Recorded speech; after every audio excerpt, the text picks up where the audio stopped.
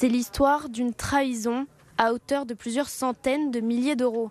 Pour certains, la totalité de leurs économies. C'est le cas du client de maître Pierre-Alain Raveau, un notaire de 73 ans, la victime avec le plus gros préjudice. Il a perdu la totalité de son compte épargne. Sa banquière, en qui il avait confiance, lui assurait qu'elle faisait des placements internes et que son argent allait revenir.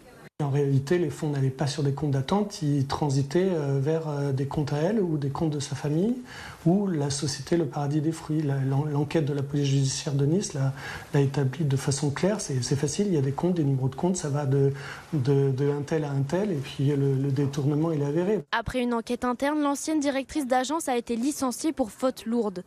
Un licenciement qu'elle conteste toujours aujourd'hui.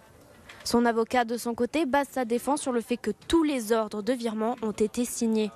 Il y a des éléments qui sont défavorables à ma cliente, d'où le licenciement, et il y a des éléments qui lui sont favorables, où on a dit devant les services de police ce que je viens de vous indiquer, à savoir que les personnes qui se plaignent ont signé les ordres de virement qui aujourd'hui sont contestés.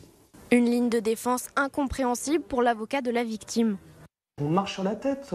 Lui, il avait 251 000 euros d'épargne. C'est pas pour les donner à Pierre-Paul Jacques, des personnes qu'il connaît même pas. Donc, il est fou qu'on raisonne de cette façon-là. Pour l'heure, la caisse d'épargne n'a pas encore remboursé les sommes. Elle attend la décision de justice.